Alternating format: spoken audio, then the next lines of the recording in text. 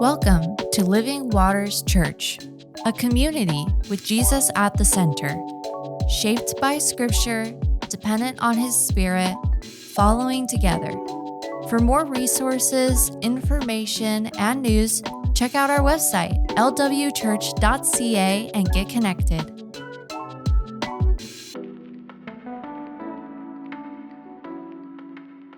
Hi folks, good to be with you. My name is Luke and I'm sharing from Scripture today. We're continuing in one of the four Gospels, the biographies of Jesus' life, which is called this one, the Gospel of Luke, and we're deep into it. We're in chapter 22, verses 31 through 38 today. If you have a Bible, you can open that up and we'll start there now. It was about this time of year, the fall of my first semester at Bible college, where I was training for pastoral service. And we were bracing ourselves to receive the results of our first set of midterm examinations. The first result I got back was from a class called Spiritual Formation. Doesn't that sound holy? Spiritual Formation. And the marks were to be posted on a bulletin board in the lobby of our academic building. As you might expect, I was pretty nervous, and more so because I had never had an easy time in school. I plucked up the courage and scanned for my student number on that very public bulletin board. I feared the worst, and my fears were confirmed. I had failed the exam. I had failed yet another exam, in yet another class, at yet another school. And I had failed by 1 mark.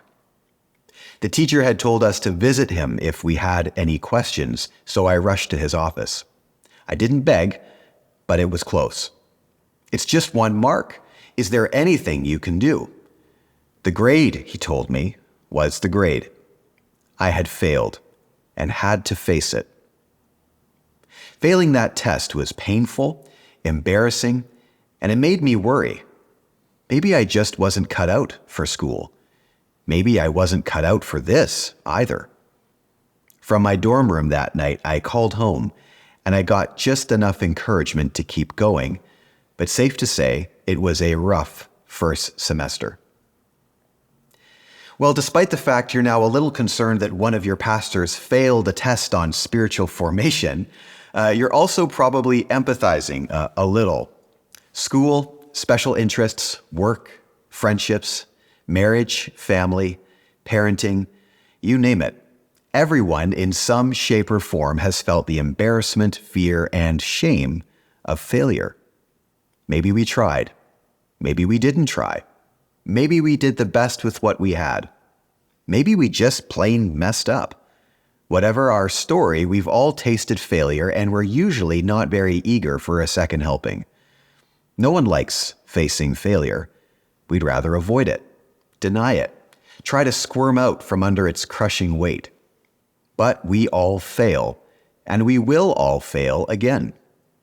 I will probably fail in some way in trying to share this sermon with you because, as someone once put it, the sermon always begs the deeply important question, when's lunch? Part of being a Christian is coming to grips with failure, even in the parts of us which feel most vulnerable and exposed. As we come to the end of Luke's Gospel, in recent weeks we've been sitting with Jesus at a table with his disciples the night before his death. They're sharing the Passover meal. The meal marked the Hebrew people's freedom from slavery in Egypt about 1,500 years prior to Jesus' time, an event we call the Exodus. The Exodus was and is a crucial origin point for Jewish people, including Jesus and his contemporaries in the first century. The Exodus story defined their sense of cultural identity and self-understanding. God had saved them, and God had always come through to save them again and again throughout their history. In Jesus' time, under the thumb of the brutal Roman rule, everyone agreed they needed God to save them again. Thousands from the surrounding region would flood Jerusalem to celebrate the Passover. And at this Passover festival, the one he was celebrating with his friends, Jesus was making a stir. The temple higher-ups and the Roman authorities were worried about Jesus' words and actions in the city's center, the temple. If there was going to be an uprising, Passover season ticked all the boxes. The sheer number of people could overwhelm Roman forces, and the Exodus story itself might inspire attempts by the people to throw off their Roman oppressors. The air was charged with the possibility of widespread rebellion. Jesus, we're told in the gospel narrative, was eager to share this Passover meal with his disciples, and it's again the setting for our passage today. But once they'd observed the meal, what would come next? Jesus' disciples were chomping at the bit to find out.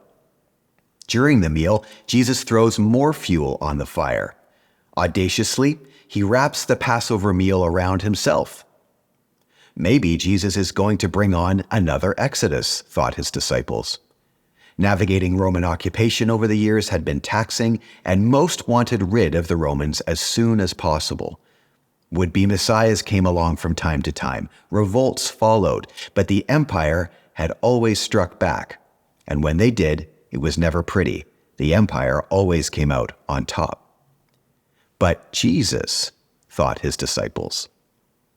In his strange authority and otherworldly power, Jesus could really make the difference. If the disciples felt they might be at the tip of the spear in all things, they were excited about it. But they had no idea about what really would come next. No idea about spears or swords, nor any clue as to the role they were actually about to play. We've been reading these scenes these past few weeks as Jesus' final words to his friends. He's trying to get across to them what really matters, what he was doing, what they needed to be prepared for next. It's the middle of the Passover night, and at every turn of the meal, the disciples seem to get the wrong end of the stick. We left off last week with the disciples fighting amongst themselves about which one of them would be the all-star on Team Jesus. They think they'll be right alongside Jesus in full heroic glory when things finally kick off in Jerusalem. But Jesus, yet again, halts and corrects them. Power, greatness, freedom, victory, it won't be like what they expect. We're taking our time through this stretch of the gospel for a couple of reasons. One, Jesus is trying to get across to his friends the stuff that matters most, so we as his followers had better listen up too. Second, we want to let the wine on the table breathe a little.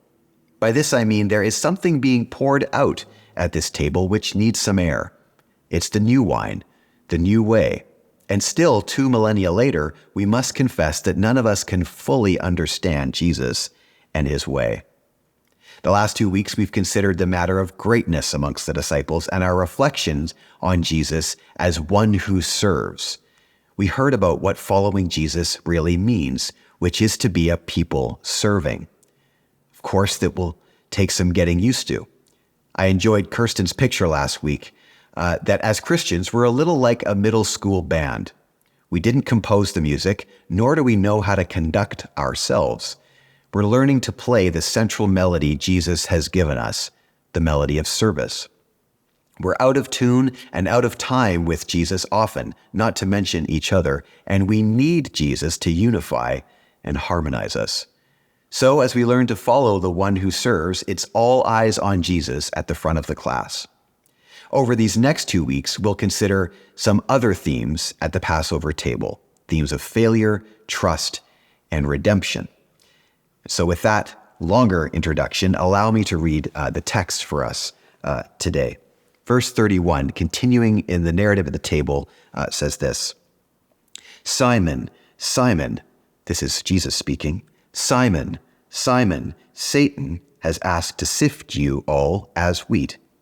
But I have prayed for you, Simon, that your faith may not fail, and that when you have turned back, strengthen your brothers. But he replied, Lord, I am ready to go with you to prison and to death. Jesus answered, I tell you, Peter, before the rooster crows today, you will deny 3 times that you know me. Then Jesus asked them, "When I sent you out without a purse, bag, or sandals, did you lack anything?" "Nothing," they answered. He said to them, "But now, if you have a purse, take it, and also a bag. And if you don't have a sword, sell your cloak and buy it, as it is written, 'And he was numbered with the transgressors.' And I tell you that this must be fulfilled in me. Yes, what is written about me is reaching its fulfillment." The disciples said, "See, Lord, here are 2 swords. That's enough," he replied. Jesus, as we've just heard, has been very clear with his disciples about what power and greatness will mean if they want to go his way. He'll go first, and his disciples are to follow, which won't be easy. They are to be a people serving. His next words, as we just heard, are to the group and to Simon Peter particularly, who's a sort of team captain, and they are chilling words. They're also profoundly encouraging and hopeful. Today, we're going to look at the first half of this passage, verses 31 through 34, and next week we'll cover the curious section with Jesus' poetic language around cloaks and swords and what his disciples should expect next. Some of what we just read are quite well-known words from Jesus about Simon Peter and roosters and denials. Other parts are less well-known, but are no less important for us to hear. "Simon, Simon," says Jesus, "Satan has asked to sift all of you as wheat." As we said, these are some of Jesus' most chilling words to his disciples. "Simon, hey Simon, listen up. Tonight, Satan is asked to shake you to the core. It'll be unlike anything you've ever experienced. Can you pass the bread?" Imagine the intensity of this meal. Jesus is trying to get across the gravity of this moment. His disciples are bickering among themselves about which one of them will look more glorious standing on a pile of dead Roman forces. And then Jesus tells them straight, "Listen, you're going to face a bigger test than you think. And Simon, you especially are on the brink of severe failure."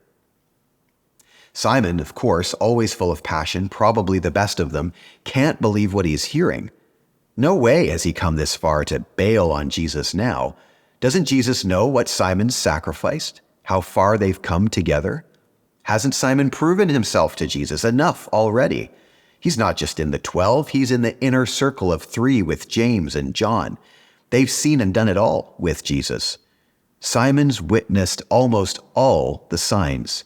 He's literally walked on water with Jesus.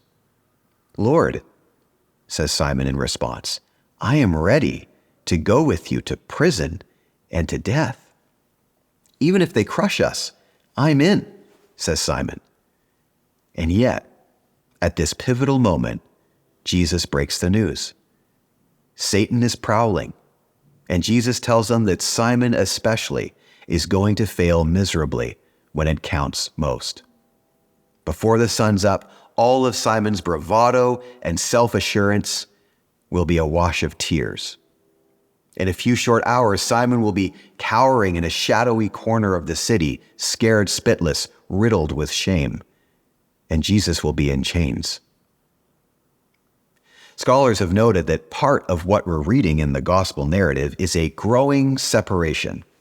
There's an obvious separation between Jesus and the temple higher-ups, between Jesus and the Roman authorities, soon between Jesus and the people.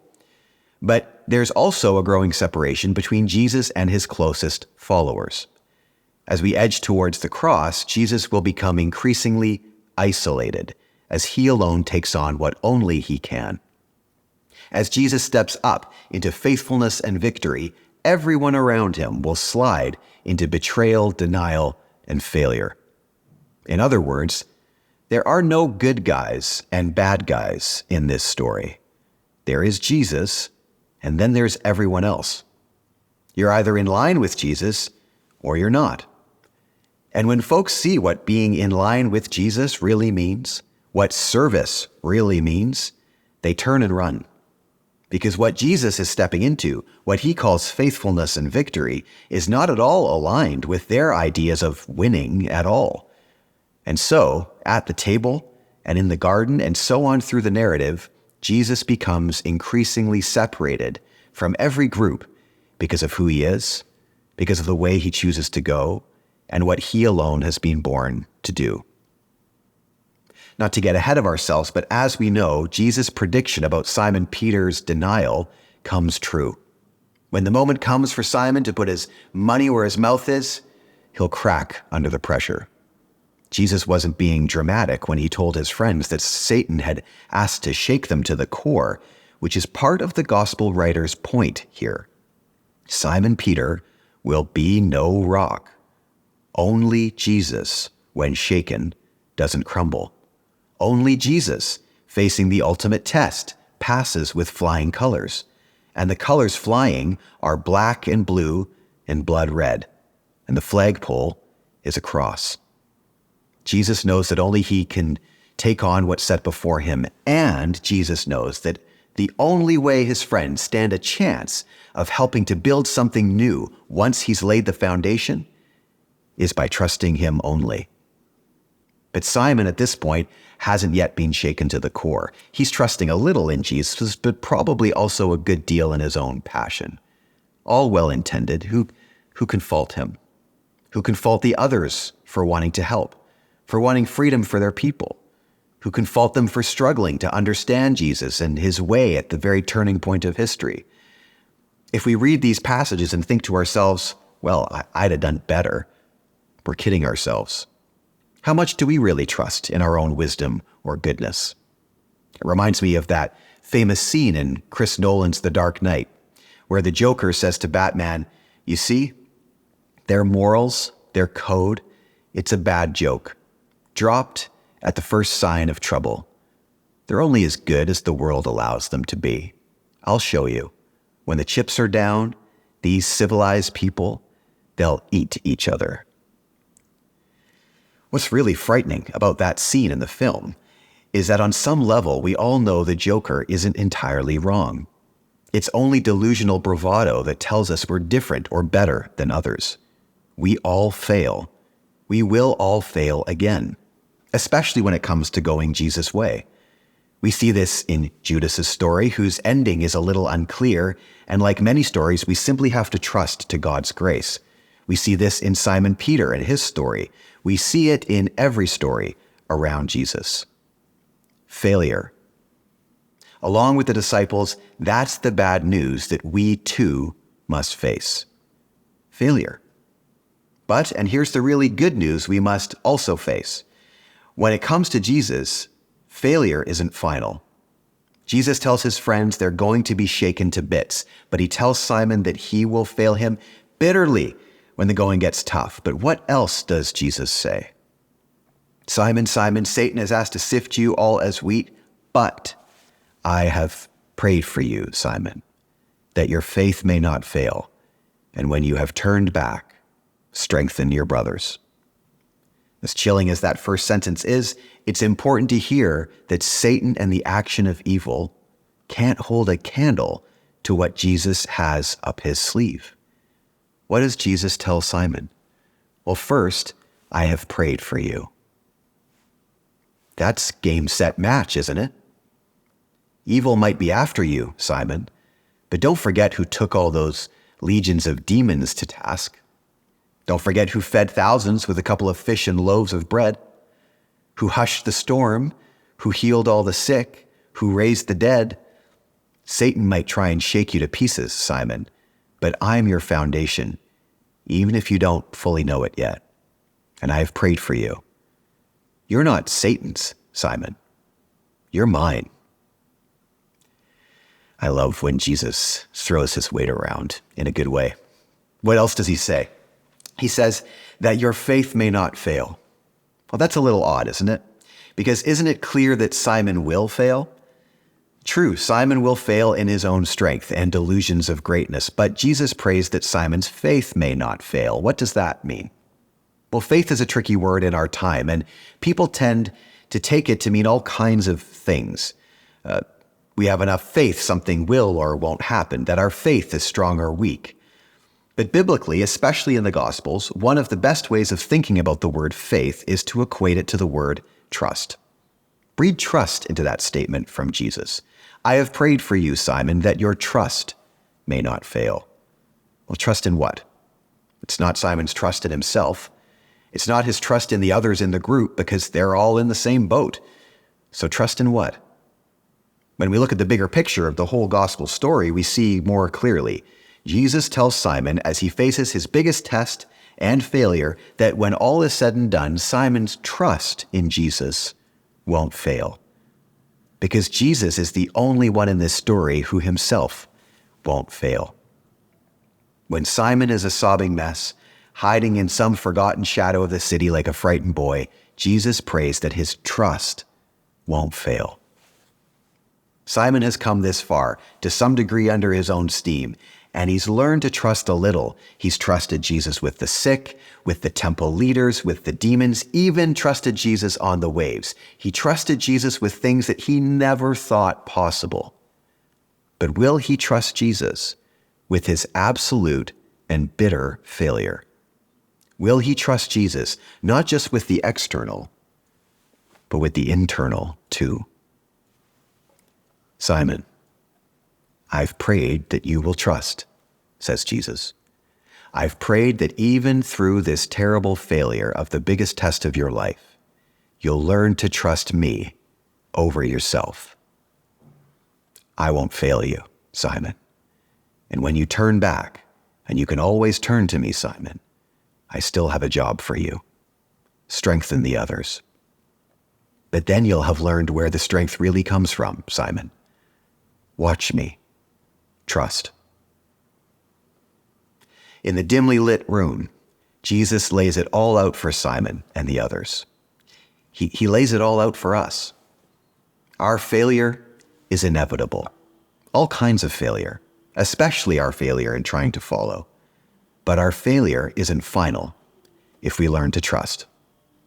We don't trust in our performances. We don't trust in our wisdom or way or resolve. Failure isn't final if we trust Jesus alone, his action, his wisdom, his way. I'd like us to hear a few things in all of this today. First, if we want to follow Jesus, we must be willing to face failure. Part of why so many of us are so spiritually unhealthy is because we're so afraid of failure that we're unwilling to even admit its existence in our lives. So we pretend. We pretend it's all okay when it isn't.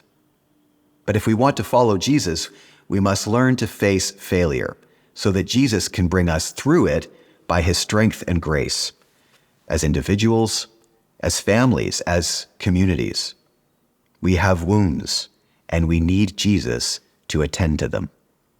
This is part of the reason why the cross is so terrifying and ugly.